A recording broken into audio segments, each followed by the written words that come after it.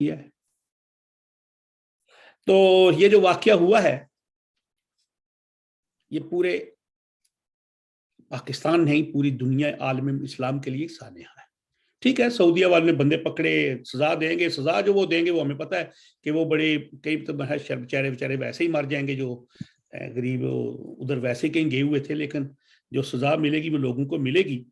اور جیسا کہ آپ فرمائیں گے کہ ان لوگوں نے یہ جو کیا ہے عمل، یہ ہے تو مذمت، لیکن یہ ہمارا معاشرہ جو ہے پاکستان، یہ کس سمت جا رہا ہے؟ پڑھے لکھے لوگ ان کے حق میں دلائل دے رہے ہیں، مولوی بھی کہیں۔ بسم اللہ الرحمن الرحیم۔ یا ایھا الذین آمنوا لا ترفعوا اصواتکم فوق صوت النبی ولا تجہروا له بالقول کجہر بعضکم لبعض ان تحبط اعمالکم وانتم لا تشعرون۔ صدق اللہ العظیم۔ اللہم صل علی سیدنا و مولانا محمد وعلی آل سیدنا و مولانا محمد وصحاب سیدنا و مولانا محمد وازواج سیدنا و مولانا محمد وامام سیدنا و مولانا محمد وازواج سیدنا و مولانا محمد وبارک وسلم وصلی علیہ کما صلیت وسلمت وبارکت ورحمت وترحمت علی ابراہیم وعلی آل ابراہیم انک حمید مجید۔ جناب محترم میرے قارئین اور قبلہ مرزا صاحب، السلام علیکم ورحمۃ اللہ وبرکاتہ۔ یقیناً 27ویں رات کا ایک ثانیہ، عظیم ثانیہ دربار مصطفیٰ صلی اللہ علیہ وسلم میں ہوا، اور پھر ان لوگوں کی وجہ سے ہوا جو دعوے دار تھے ریاست مدینہ کے، کہ وہ ریاست مدینہ میں جب داخل ہوتے ہیں، انہوں نے ریاست مدینہ تشکیل دینے کا دعویٰ کیا تھا، بنانے کا دعویٰ کیا تھا، ریاست مدینہ جیسی اسٹیٹ بنانے کا دعویٰ کیا تھا، لیکن اسی ریاست مدینہ کے اندر ریاست مدینہ کے جو سربراہ ہیں ان کی موجودگی میں، ان کے گھر، ان کی مسجد، ان کی صحن کے اندر جو انہوں نے طرز عمل اختیار کیا، رویہ اختیار کیا، گفتگو اختیار کی، آپ صرف یہ لفظ نہ کہیں کہ انہوں نے چھوٹے چھوٹے لفظ کہیں، بلکہ انہوں نے گالی گلوچ کی۔ ایسی ایسی گالی گلوچ ریکارڈ پر ہے جو کہ میں نے سنی ہے کہ العیاذ والباللہ۔ اور اسی دن امام کعبہ جب مسجد نبوی میں وہ نماز پڑھاتے ہیں تو انہوں نے یہ آیت رو رو کر پڑھی ہے، اور وہ اتنی ان کی سسکیاں بند گئی تھی کہ میں آپ کو بتا نہیں سکتا کہ کس انداز سے وہ ایک، اللہ کے یہ 2 آیتیں ہیں، لیکن وہ ایک لفظ پڑھتے تھے رونا شروع کر دیتے تھے کہ ایک جم غفیر نے کس انداز سے مخصوص جماعت کے لوگوں کو ہدف تنقید بنایا۔ یہ تو ایک الگ موضوع ہے، آپ نے اگرچہ اس کا ترجمہ کر لیا۔ اصل میں قرآن مجید کے پہلے مخاطب صحابہ تھے، اور صحابہ کا ایمان ہماری تو حیثیت ہی کچھ نہیں، ان کا ایمان جو اتنے مضبوط صاحب ایمان تھے، اتنے مضبوط صاحب کردار تھے، اتنے مضبوط ادب والے تھے، محبت والے تھے، عشق میں ڈوبے ہوئے تھے، جان مال عزت آبرو سب کچھ آقا کے قدموں میں قربان کرنے والے تھے۔ ان کو قرآن کہتا ہے لا ترفعوا اصواتکم، اپنی آوازوں کو بلند نہ کرنا جب دربار مصطفیٰ میں آؤ، جب دربار مصطفیٰ صلی اللہ علیہ وسلم میں آ جاؤ تو اپنی آواز میں آہستگی رکھنا، شائستگی رکھنا، نرمی رکھنا، اور اپنا لہجہ جو ہے ہمیشہ آہستہ رکھنا۔ فوق صوت النبی، یعنی پیغمبر مصطفیٰ صلی اللہ علیہ وسلم گفتگو کر رہے ہو تم باہر شور ڈال رہے ہو، ایسا بھی نہ کرنا۔ حضور علیہ السلام کی مجلس میں آ کر تم اونچی آواز سے بولو، پکارو اونچی آواز سے، کوئی سوال بھی کرنا چاہو تو اونچی آواز سے نہ بولنا۔ فرمایا وَلَا تَجْهَرُوا لَهُ بِالْقَوْلِ كَجَهْرِ بَعْضِكُمْ لِبَعْضٍ۔ یہ جملہ مرزا صاحب بڑا غور طلب ہے کہ جس طرح تم آپس میں کرتے ہو، اگر اس آیت کو صرف میں ڈائریکٹ آج کے دور میں منطبق کروں کہ جس طرح تم آپس میں پاکستان میں یہ سیاسی جماعتیں رسہ کشی کر رہی ہیں، یہ انداز مسجد نبوی میں، حرم نبوی میں، صحن نبوی میں، روزہ نبوی میں کبھی نہ یہ عمل کرنا جس طرح تم یہاں کر رہے ہو، ایک دوسرے کو مخاطب کرتے ہو، کہیں ایسا نہ ہو جائے ان تحبط اعمالکم وانتم لا تشعرون، تمہارے اعمال ہی ضائع ہو جائیں تمہیں خبر ہی نہ ہو۔ اب وہ اعمال جو بہت بڑا متقی پرہیزگار اپنے آپ کو کہہ رہا ہے، وہ تو اپنے اعمال ضائع کر بیٹھا، اب سوال یہ ہے کہ ایک طبقہ یہ کہتا ہے کہ وہ جناب مستحق تھے ایسے، ایک طبقہ یہ کہتا ہے نہیں بھی نہیں، ان کو جناب پبلک نے ایسا کیا ہے، وہ واقعی گناہگار تھے۔ اچھا اب مجھے یہ بتائیے، قرآن تو یہ کہتا ہے وَلَوْ أَنَّهُمْ إِذ ظَّلَمُوا أَنفُسَهُمْ جَاءُوكَ فَاسْتَغْفَرُوا اللَّهَ وَاسْتَغْفَرَ لَهُمُ الرَّسُولُ لَوَجَدُوا اللَّهَ تَوَّابًا رَحِيمًا، کہ جب تم اپنی جانوں پر ظلم کر بیٹھو تو رسول کریم صلی اللہ علیہ وسلم کے دربار میں حاضر ہو جاؤ اور اللہ کی بارگاہ میں جا کر حضور کی بارگاہ میں بیٹھ کر توبہ کرو، اللہ اس توبہ کو قبول فرمائے گا، حضور بھی تمہارے لیے توبہ کی دعا۔ مجھے ایک بتائیں، ایک چور جاتا ہے تو کیا اس کو ہم کہہ سکتے ہیں کہ تم چور ہو؟ ایک زانی جاتا ہے کہ ہم کہہ سکتے ہیں تم زانی ہو؟ ایک ڈاکو جاتا ہے ہم کہہ سکتے ہیں تم ڈاکو ہو؟ وہاں لوگ بلک بلک کے رو رہے ہوتے ہیں اور کہتے ہیں کہ ہم سیاہ اعمال لے کر آئے ہیں، تو کیا ہم پیچھے سے ان کو ہوٹنگ کر سکتے ہیں؟ آپ نے تو دربار مصطفیٰ صلی اللہ علیہ وسلم کی عزت کو کیا پائمال کرنا ہے؟ آپ نے تو جس طرح آقا علیہ الصلوۃ والسلام فرماتے ہیں، اللہ فرماتا ہے کہ تم دنیا میں لوگوں کی پردہ پوشی کرو، کل قیامت والے دن تمہاری خدا پردہ پوشی کرے گا۔ تمہاری تو یہ تمہارا جو بیانیہ ہے یہ تو تمہاری اپنی جنگ تھی، پرسنل جنگ تھی، یہ تو تمہارے اپنا مقابلہ تھا، پرسنل مقابلہ تھا، لیکن اس مقابلے کا تعلق دربار مصطفیٰ کے ساتھ کیا ہے؟ اس کا تعلق حرم کعبہ کے ساتھ کیا ہے؟ اس کا تعلق حرم رسول کے ساتھ کیا ہے؟ ایک طرف جنت البقیع ہے، ایک طرف صحن رسول ہے، ایک طرف روضہ رسول ہے، اور پھر پبلک آئی ہوئی ہے، پبلک کا پوری کنسنٹریشن ہے رسول کریم صلی اللہ علیہ وسلم کی بارگاہ میں، پوری کنسنٹریشن ہے، اور وہ ساری کی ساری ڈیوائیڈ ہوگی۔ ایک تو نقصان یہ ہوا کہ ان لوگوں نے کیا کیا، سارے اردو بولنے والے تھے، پاکستان کی ہزیمت ہوئی، پوری دنیا کے اندر انہوں نے میسج دیا کہ سب سے متبرک مقام رسول کریم صلی اللہ علیہ وسلم کا تھا، اس مقام کے اندر جا کر انہوں نے اپنی دشمنی کا اظہار کیا، تو بتایا یہ گیا کہ یہ پاکستانی اس انداز سے لچڑ قسم کے لوگ ہیں، اس انداز سے گھٹیا پن ہے کہ ان کو اپنے اکابر کا ہی نہیں پتا، اور اپنے رسول کا ہی نہیں پتا، اور اپنے پیغمبر کے ادب کا ہی نہیں پتا، پیغمبر کے مقام کا ہی نہیں پتا۔ مجھے بتائیں، جو مرضی کر لیں، کرسچن کے چرچ میں کیا ہوا؟ کبھی آج تک اس قسم کا واقعہ سنا ہے آپ نے؟ کیا یہودیوں کے کبھی چرچ میں سنا ہے؟ کیا سکھوں کے ہاں کبھی سنا ہے؟ کیا مندروں کے اور جھوٹے خداؤں کو جو ماننے والے ہیں وہ بھی اپنی مقدس مقامات کی عزت اور احترام کرتے ہیں، جن کا خدا سچا، جن کا رسول سچا، جن کی سرزمین سچی، وہاں جا کر ان لوگوں نے کیا کیا؟ لیکن اور پھر وہ لوگ جی آپ ڈاکٹر صاحب سوری، پاکستان سے کچھ لوگوں نے باقاعدہ ویڈیو لگائی ہے کہ ہم نے 2 دن پہلے کہ ہم تو یہ کل ایسے ہوگا وہاں پہ، تو یہ تو دیکھیں یہ جو ہے یہ منصوبہ بندی کے ساتھ ہوا ہے، بلکہ آپ کو میں یہ بتاؤں کہ یو کے سے کچھ لوگ گئے ہیں، جو کہ ان میں سے 3 آدمی فوری بھاگ گئے ہیں، 3 آدمی فوری بھاگ گئے، ان میں 2 ابھی رہتے ہیں، وہ پن پوائنٹ ہو رہے ہیں۔ اب یہ ایک الگ موضوع ہے کہ وہاں کیا ہونا ہے، یہ تو واللہ عزیز ذو انتقام، اللہ رب العزت اپنی گستاخی کو معاف کر دیتا ہے۔ میں نے بڑا اس کا لیا، اس کو میں نے اسٹڈی کیا ہے، لیکن پیغمبر مصطفیٰ صلی اللہ علیہ وسلم کی گستاخی کو اللہ نہیں معاف کرتا جب تک پوری دنیا کے اندر ذلت اور رسوائی کا توق اس کے گلے میں نہ ڈال دے، وہ نہیں معاف کرتا۔ یہ تو ایک ایسی حقیقت ہے جس کو یہ سمجھ نہیں سکے کہ پیغمبر، دیکھیں نا یہ قرآن کی کیا آیت ہے، یا ایھا الذین آمنوا لا ترفعوا اصواتکم، کہ اپنی آواز بھی پیغمبر کے، اچھا اس کو چھوڑے، سلطنت عثمانیہ کا جو آخری بادشاہ تھا، اس کا نہیں پتا کہ جب ٹرین چلنے لگی تو اس نے کہا کہ اپنے جو ہتھوڑے ہیں، ہتھوڑوں کے اوپر کپڑا باندھو، کپڑا باندھ کر مارنا تاکہ اس کی کھنکھناہٹ سے میرے آقا علیہ الصلوۃ والسلام کو تکلیف نہ ہو۔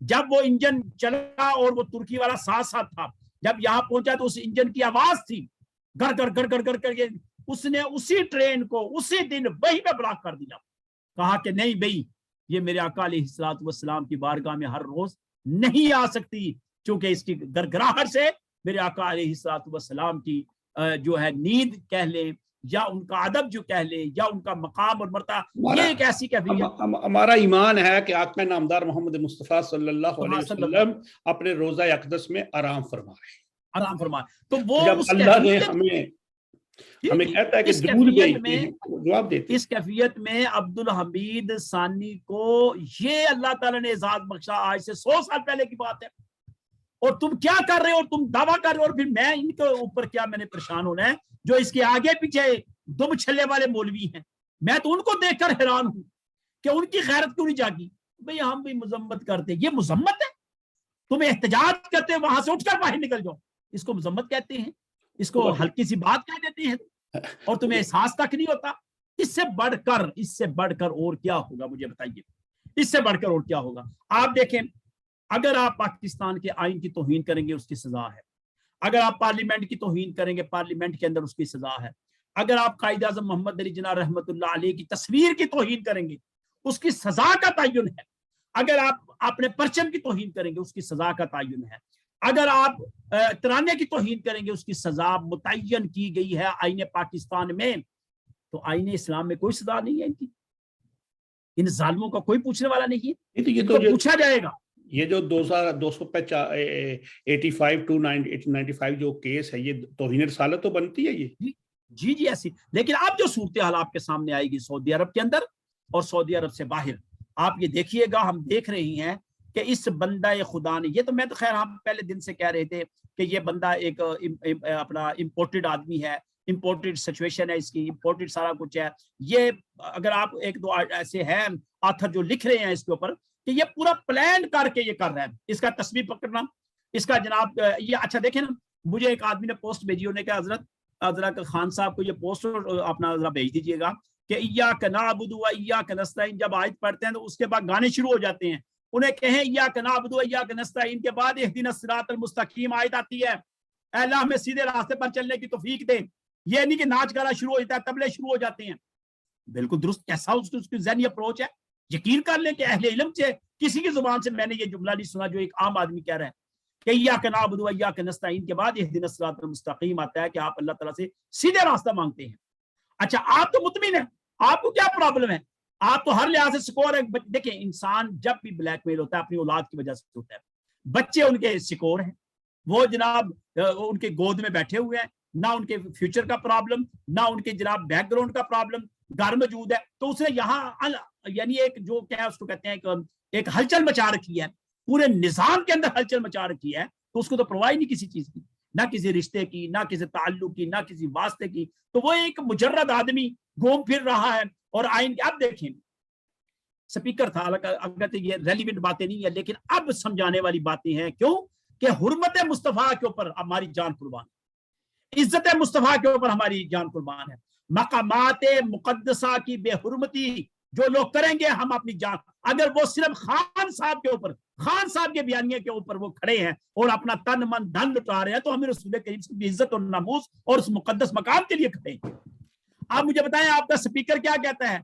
पार्लियामेंट के अंदर कहता है जिसने ओथ लिया हुआ है कि मैं पाकिस्तान इस्लाम का वफादार रहूंगा, वो उठ के कहता है जी मैं तो खान साहब का दोस्त हूं। निकाले उसको, उस वीडियो को, कि वो पार्लियामेंट के अंदर कह कर कहता है कि मैं जनाब ओथ नहीं लूंगा क्योंकि मैंने खान साहब के साथ वफादारी का भरम भरा हूं।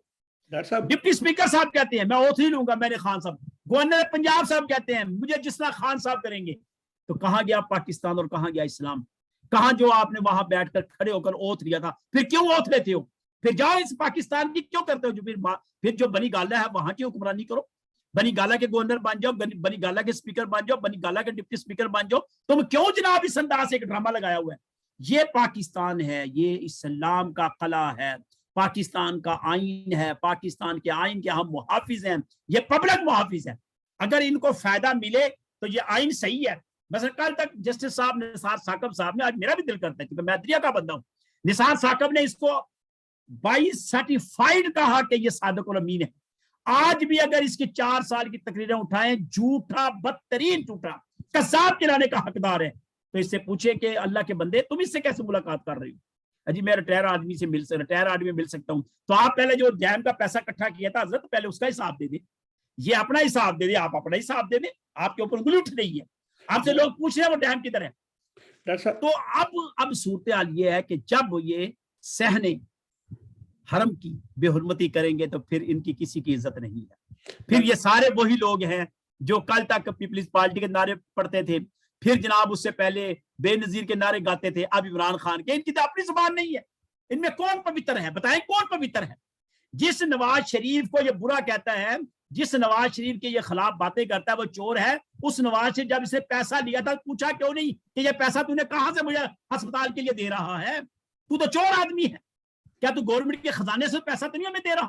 تو نے اتنی بڑی پراپرٹی مجھے دے دی ہے، کس لیے دی؟ کہاں سے لے کر آیا یہ پراپرٹی؟ تو نے اسٹیٹ کی اربوں روپے کی پراپرٹی تو نے مفت میں مجھے دے دی ہے، کیوں دیا مجھے؟ اس وقت تو نہیں پوچھا، اس کو تو واہ واہ واہ میاں صاحب کمال ہو گئے، میاں صاحب کمال ہو گئی۔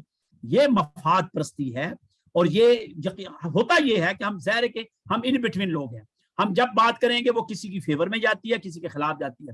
اس وقت بات ہماری کسی کے فیور یا خلاف کی نہیں، میں اس سے بھی ہٹ کر آپ کو بات کروں، میں اتنی تکلیف سے میں نے وقت گزارا 27ویں رات کا، اور دوسرا دن 27ویں جمعہ تھا، یہ بھی میں بابانگے دو ہول اس میڈیا کے اوپر بات کر رہا ہوں۔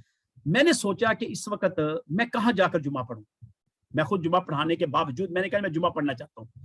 میں نے دیکھا کہ وہ لوگ جو حرمت مصطفیٰ صلی اللہ علیہ وسلم کے نعرے پڑھتے تھے، جو کہتے کہ یا رسول اللہ فدا کا ابی و امی، یا رسول اللہ تمہارے لیے تو ہماری جانیں قربان ہے، تو وہ اس وقت صرف منہاج القرآن ہے۔ میں آپ کے توسط سے ڈاکٹر طاہر القادری صاحب تک یہ پیغام پہنچانا چاہتا ہوں۔ آپ امیجن کریں گے 1:15 بجے جامعہ شیخ الاسلام منہاج القرآن کے مسجد میں داخل ہو گیا، اور 2:30 بجے وہاں سے میں باہر نکلا ہوں۔ ایک جملہ خطیب نے نہیں کہا کہ مسلمانوں آج تمہیں کیا ہو گیا، حرمت رسول صلی اللہ علیہ وسلم پر تمہاری زبانیں کیوں گنگ ہو چکی ہیں۔ اتنا بڑا ادارہ جو کہتا ہے کہ میری بنیاد میں سوچتا رہا کہ یہ وہ جگہ ہے جس کے بارے میں پروفیسر صاحب کہا کرتے تھے کہ حضور علیہ السلام یہاں خود چل کر آئے ہیں اینٹ رکھنے کے لیے۔ میں اس جگہ پر بیٹھا ہوں جہاں مصطفیٰ، ان کی میں بات تسلیم کرتا ہوں کہ وہ آئے تھے چل کر، لیکن آج ان کی عزت کی بات ہو رہی ہے، نموز کی بات ہو رہی ہے۔ آپ فقط اس لیے نہیں اپنا سالس بن گئے ہیں، سالس بھی نہیں بنے، آپ کیا بنے ہیں مجھے یہ بتائیے؟ کیوں نہیں آپ نے آرگومنٹ کیا جمعۃ الوداع میں چھوٹی سی چھوٹی مسجد کے اندر رسول کریم صلی اللہ علیہ وسلم کے ادب کے اوپر گفتگو ہوئی ہے، چھوٹے سے چھوٹے خطیب نے ادب مصطفیٰ کے اوپر گفتگو کی ہے۔ اتنا بڑا انسٹیٹیوشن، اتنا بڑا ادارہ جو کہ خوابوں پر مبشرات کے اوپر قائم ہے، اور ساری خوابیں کبھی سرکار غوث العظم رضی اللہ تعالیٰ کی، کبھی امام اعظم ابو حنیفہ کی، کبھی امام شافعی کی، کبھی امام مالک کی، کبھی امام احمد رضا خان کی، لیکن جب پاکستان اور عالم اسلام اور مدینہ کی ریاست کی بات اور حضور علیہ السلام کے ادب کی بات آئی تو وہ تقریریں ساری بیکار ہو گئی نا۔ وہ 4 گھنٹوں کے خطاب کہاں گیا؟ عملاً بات تھی، عملاً تقاضا تھا، للکار کر کہنا تھا خان صاحب کیا کر رہے ہو، تمہارے فالوور کیا کر رہے ہیں، مولوی طارق جمیل صاحب تم کیا کر رہے ہو، قادری صاحب کیا کر رہے ہو، اکرام الحق کا وہ کیا نام ان کا، وہ جو وزیر مذہبی امور رہے ہیں، انور الحق، انوار قادری صاحب کیا کر رہے ہو، کس کی بات کر رہے ہو؟ سریعام اتنی بڑی باتیں۔ بھائی تمہارا اختلاف ہے پاکستان کے اندر ہے، تمہارا اختلاف ہے، آئین موجود ہے، وہاں جاؤ اختلاف کرو، پارلیمنٹ کے اندر اختلاف کرو، جہاں مرضی کرو، تم کیوں نہیں پارلیمنٹ کے اندر بیٹھ کر ان کے ساتھ ٹکراؤ، انہوں نے عدم اعتماد ہے، تم بھی عدم اعتماد لے آؤ۔ بھائی یہ بات نہیں، بات یہ ہے کہ میرے آقا علیہ الصلوۃ والسلام کی عزت اور عظمت، اور اس لاکھوں کی تعداد میں پوری دنیا کے اندر 200 سے زائد ملکوں کے لوگوں کی نمائندگی وہاں پر ہو رہی تھی، ان کو آپ نے کیا میسج دیا؟ اس کے علاوہ پوری دنیا نے اس کو دیکھا، میں الجزائر ٹی وی کو دیکھتا ہوں، بڑی سپیڈ کے ساتھ اس نے اس کو واچ کیا، بی بی سی نے اس کو واچ کیا، اور اس کے علاوہ کئی ایسے CNN نے اس کو واچ کیا۔ مجھے آپ بتائیں وہ کیا کہتے ہوں گے، کیا لوگ ہیں یہ ساری زندگی تھے، یہ تو رسول کریم یہ کہتے تھے منصب نبیًا فقتلوہ، آج ان کو کیا ہو گیا ہے؟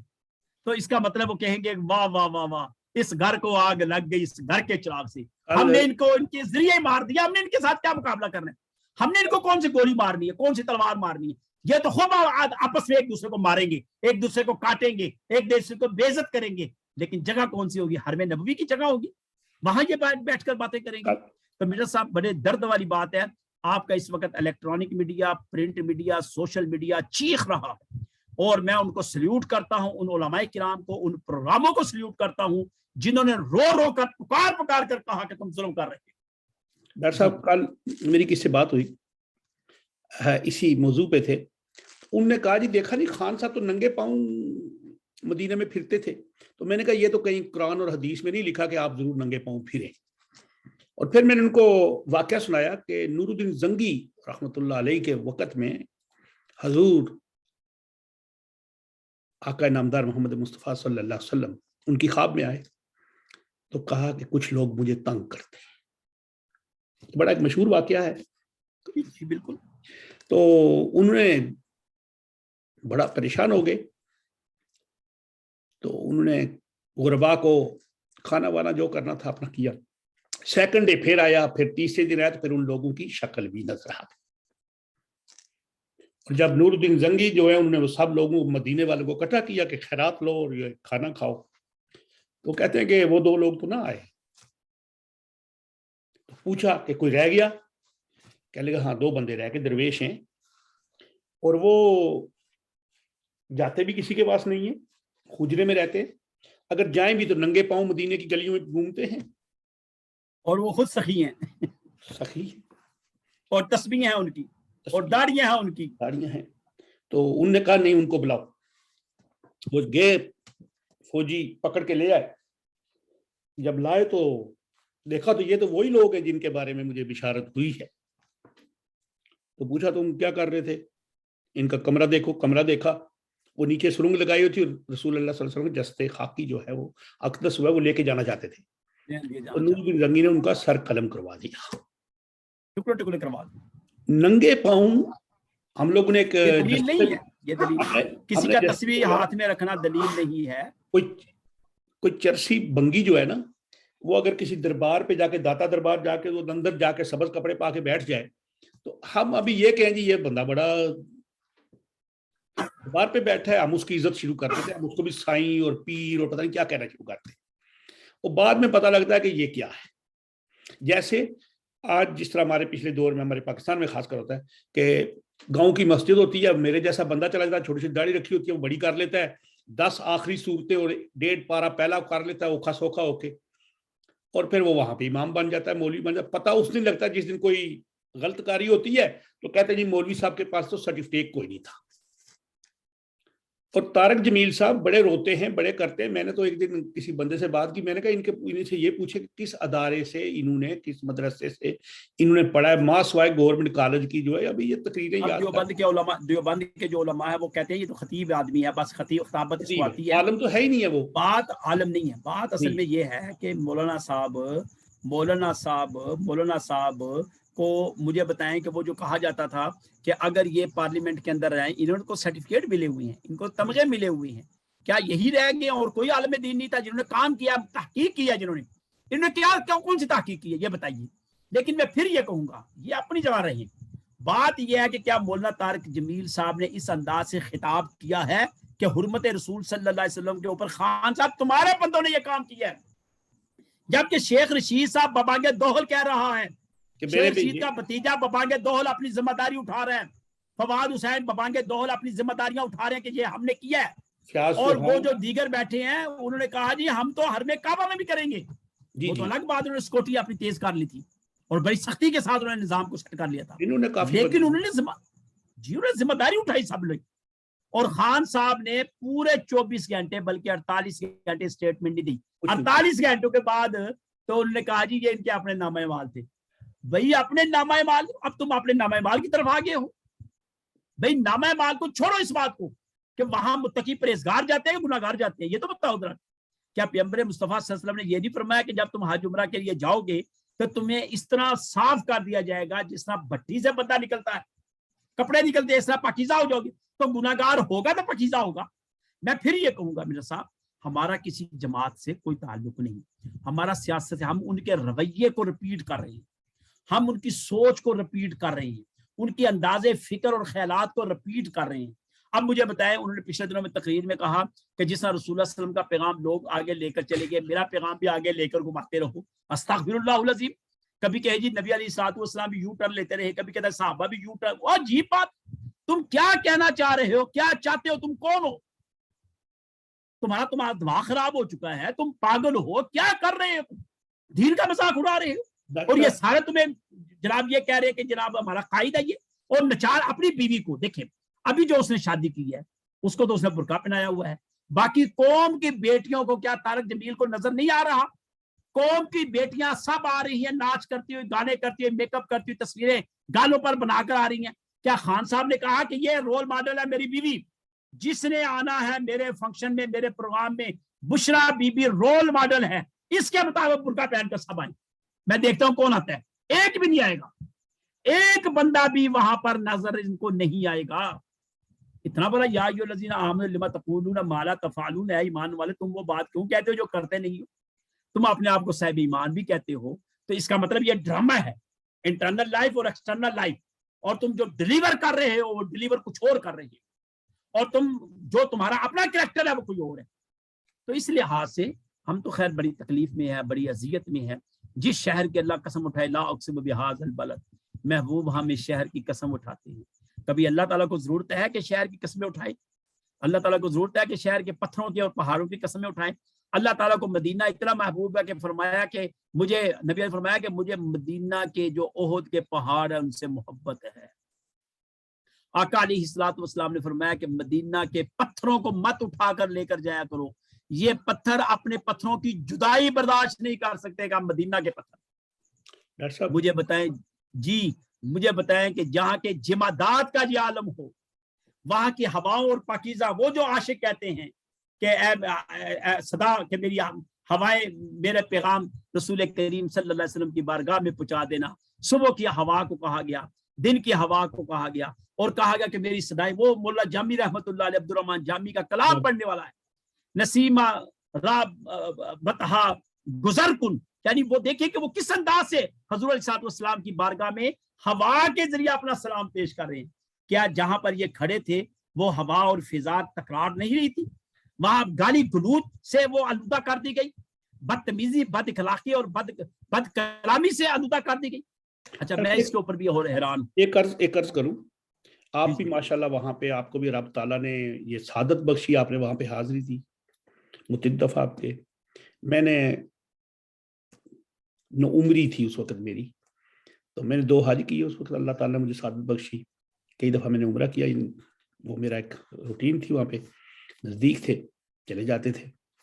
مجھے یہ نہیں سمجھ لگی ان لوگوں کی، میں اپنی ذاتی بات کرتا ہوں کہ مسجد نبوی میں بڑی شفقت ہے، مدینہ میں بڑی شفقت ملتی ہے، مکہ میں بڑی تھوڑی سی سٹریس بھی ہوتی ہے، اور اس کے بعد جو وہاں پہ جو ایسے دہشت سی ہوتی ہے، دہشت مطلب خوف، جلالی کیفیت ہے جی، اور مدینہ میں تھوڑا سا جمالی رنگ ہے، جمالی رنگ ہے۔ لیکن یہ بات ضرور ہے کہ مسجد حرم ہو یا مسجد نبوی، میرا اپنا ذاتی یہ تجربہ ہے کہ وہاں پہ تو انسان اونچی بات کرنے کی جرت اندر سے نکلتی نہیں ہے۔ وہاں پہ میں آپ کو ایک پرسنل بات اپنا بتاتا ہوں، میرا جو ایکسپیرینس ہے۔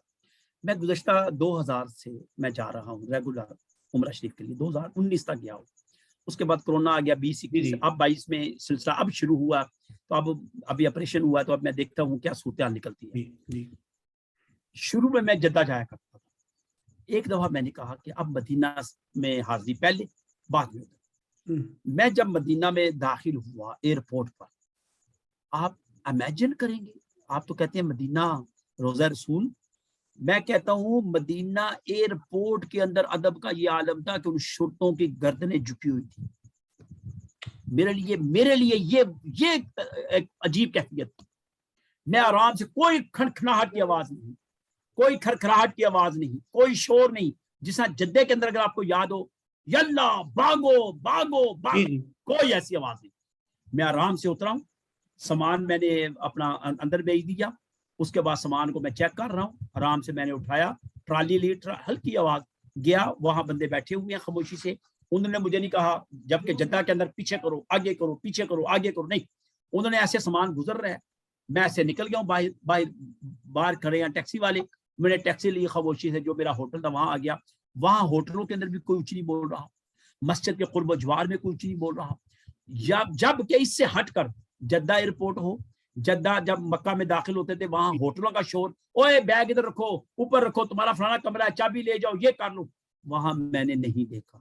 مجھے اس ماحول نے، مجھے اس فضا نے اتنا پر اثر کیا کہ اس کے بعد 2019 تک متواتر 9-10 سال میں عمرے کے اوپر جب بھی جاؤں سب سے پہلے مدینہ میں داخل ہوتا تھا، اور واپسی بھی میں مدینہ سے ہی باہر کرتا تھا، یعنی مدینہ میں جا کر مدینہ سے میں جاتا تھا اپنا عمرہ شریف کرنے کے لیے، اس کے بعد واپس مدینہ آ جانا، اور مدینہ سے پھر میں واپس آ جانا۔ دیکھیں میں اسی پہ بات کر رہا تھا کہ کیسے جرت ہو گئی لوگوں کی، تو وہ میں نے آگے سوچا جا کے تھوڑا سا، میں نے کہا کہ میں اس بات کو دیکھوں کیوں، تو پھر میں نے یہ سوچا کہ جب رسول اللہ صلی اللہ علیہ وآلہ وسلم اسی مکہ میں تھے, اسی مدینہ میں تھے جہاں پہ ابو جہل بھی تھا, ابو لہب بھی تھا, عزیز بھی تھے, رشتہ داری بھی تھی,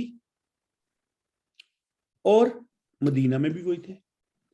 اور وہیں پہ عمر بن خطاب, ابو بکر صدیق, حتیٰ کہ بلال حبشی, زید بن حارث, یہ لوگ جب اسلام میں آئے تو یہ وہی آوازیں اپنی نیچی کر گئے. لیکن ابو لہب یا ابو جہل یا جو دوسرے لوگ تھے وہ اس وقت بھی اپنی آوازیں بلند کرتے تھے, چھوڑ ڈالتے تھے, ان کو ادب و احترام سے تعلق نہیں تھا, تالیاں مارتے تھے. اللہ تعالیٰ نے ان کو بتایا ہوا تھا کہ تمہارے پاس تم ادب نہیں کرو گے تو تمہیں جو سزا ملے گی وہ اگلی بتاؤں گا. میں ایک حدیث پڑھ رہا تھا, بڑی دلچسپ بات, ایک حدیث پڑھ رہا تھا کہ کوئی بھی نبی علیہ الصلوۃ والسلام کے گھر جب آتا تھا نا, طریقہ یہ ہوتا ہے دروازہ کھٹکھٹانے کا, یہ طریقہ ہوتا ہے. جی جی, کوئی ایسا نہیں کیونکہ اس سے آواز پیدا ہوتی ہے, وہ ایسے کھٹکھاتے تھے, یہ ہاتھوں کی پشت سے, کہ آہٹ کھڑکھڑاہٹ نہ پیدا ہو, صرف اور صرف وہ جو کیا اس کو کہتے ہیں بلال ہیں یا آپ کے جو غلام ہیں وہ سن لیں, ہلکی سی آہٹ. دیکھیں وہی میں عرض کرتا ہوں, مکہ میں حج کیا تو وہاں پہ پانی کی بوتل جو 5-6 ریال کی لوگ دے رہے تھے باہر نا اس وقت. تو ہم لوگ مدینہ چلے گئے تو مکہ میں گرم پانی تھا پیتے پیتے, کیونکہ اس وقت 20-25 کلومیٹر کا فاصلہ طے کرنا ہوتا تھا ہمیں پیدل. مکہ سے ہم لوگ مینا میں گئے, مینا سے پھر ہم لوگوں نے مزدلفہ میں جب عرفہ میں گئے تو تب بھی پیدل جاتے تھے, مینا سے عرفات, عرفات سے پھر مزدلفہ, وہ ہم لوگ پیدل سفر کرتے تھے. آج کل تو وہ بڑا ہو گیا ماڈرن, اس وقت نہیں تھا. اور ہم لوگوں پہ خیمے بھی نہیں ہوتے زیادہ, باہر پہاڑوں پہ سڑکوں پہ سو جاتے تھے, وہ احرام کوئی نیچے کر لیتے تھے. تو مکہ میں ہم نے 6-7 ریال کا پانی پیا. اس کے بعد جب مدینہ میں چلے گئے تو مجھے بڑا وہ وقت یاد ہے, عصر کی نماز کے بعد ہم باہر نکلے تو جنت البقیع کی طرف جا رہے تھے, ہم 2-4 لوگ تھے. تو ایک پانی والے دکان لئی, پانی لیا تو انہوں نے پوچھا کہ 2 ریال بڑی بوتل کے. تو میں نے انہیں پوچھا کہ میں نے ان کو کہا کہ حل انت نصیحت القیمہ گلا, تو میں نے کہا کہ فی المکہ نحن تدفع 6 فرنک 6 ریال 5 ریال. تو کہنے لگا لا هذا مش مکہ هذا مدینہ. اور پھر جو اس نے اگلی بات کہی کہ انتم ضیوف المحمد وانا جیران المحمد, میں محمد کا پڑوسی اور تم اس کے مہمان. وکیف ان تاخذ منک الفلوس الزائد اليوم القیامہ ہوا اسلم. اور یقین کرے, اور یہ جو واقعہ سنا ہے کہ وہاں پہ ایسے الڑ بازی, اور یہ انسان کو تو پاگل کر دیتا ہے. آپ دیکھتے ہیں نا حج کے دنوں میں باقاعدہ جو بینر لگے ہوتے ہیں نا, وہ لکھا تھا ضیوف اہلن و سہلن ضیوف للرحمن, جی اس طرح کے رحمان کے مہمان ہیں یہ. جی جی, پھر اہلن سہلن, پھر ضیوف رسول صلی اللہ علیہ وسلم, پھر رسول کریم صلی اللہ علیہ وسلم کے مہمان. تو اب دیکھیں یہ ایسی سیاست ہو گئی ہے پاکستان کے اندر, پاکستان کے اندر بہت گند بڑھ گیا ہے. اور باقی جو آپ نے بات کی بڑی مناسب کی, میں آپ کو بتاؤں کہ یہ بڑا ایک پلان تھا خان صاحب کو لانے والوں کا, لایا گیا اور اس ملک کے اندر سے اسلامی تشخص کو ختم کرنا تھا. کچھ تو یہ جو حدود کے آرڈیننس ان کو ڈیل کرنا تھا, کچھ ایک خاص لوگوں کو کیا کہتے ہیں کچھ بینیفٹ دینے تھے, اور اس کے بعد میں سمجھتا ہوں کہ دفاعی ادارے اور ان کو تقسیم کرنا تھا تاکہ پاکستان کی جو تشخص ہے وہ کمزور ہو. اور اس کے بعد پھر جو آگے ہونا تھا وہ تو بعد کی باتیں ہیں. لیکن ابھی بھی, اور دیکھیں میں نے وہ, آپ تو ماشاءاللہ لوگ کہتے ہیں نہیں دیکھیں جی کتنے فالوورز تھے, میں نے کہا عبداللہ بن سبا کے کتنے فالوورز تھے, اور اس کا جو طریقہ کار تھا وہ بھی تو ملتا جلتا تھا نا.